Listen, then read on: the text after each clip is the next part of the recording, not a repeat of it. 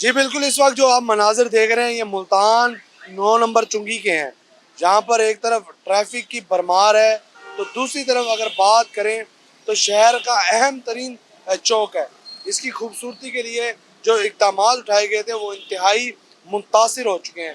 अगर यहाँ पर गंदगी की बात करें तो गंदगी के ढेर लग चुके हैं, कीमती गमले, कीमती पौधे जो हैं वो ख़राब हो चुके हैं, गंदगी बहुत ज़्यादा बढ़ चुकी है। मेरा कैमरामैन तनवीर गिलानी अगर आपको दिखाए तो यहाँ पर जो ग्रीन बेल्ट बनाई गई थी उसका ग्रास भी जो है बिल्कुल मुतासिर हो चुका है। उसके साथ साथ जो गंदगी है वो उसके अंबार लगे हुए हैं। शहरियों की तफरीह का मकाम समझा जाने लगा था मुल्तान शहर का 9 नंबर चौक, लेकिन इंतज़ामिया की मुबैना गफलत की वजह से अब ये चौक ब्यूटिफिकेशन तो नहीं बल्कि गंदगी के ढेर में तब्दील हो चुका है। और दूसरी तरफ अगर बात करें तो पीएचए के ज़ेर इंतज़ाम यहाँ पर फाउंटेन लगाया गया, उसके साथ साथ शहरियों के बैठने के लिए इंतज़ामात किए गए, लेकिन वो भी इंतज़ामात इंतहाई खस्ता हाल हो चुके हैं। उसके साथ साथ सफाई के इंतज़ामात इंतहाई नाक़िज़ हैं।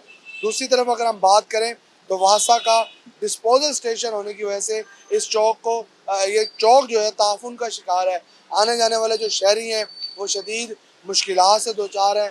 एक बदबू यहाँ पर आती है और उसके साथ साथ गंदगी होने की वजह से शहरी ये मुतालबा करते दिखाई दे रहे हैं कि इंतज़ामिया सफाई की तरफ तवज्जो दे। और ये जो मुल्तान 9 नंबर चुंगी सेल्फी पॉइंट बन चुका था, अब वो एकदम से जो है खस्ता हाली का शिकार हो गया है।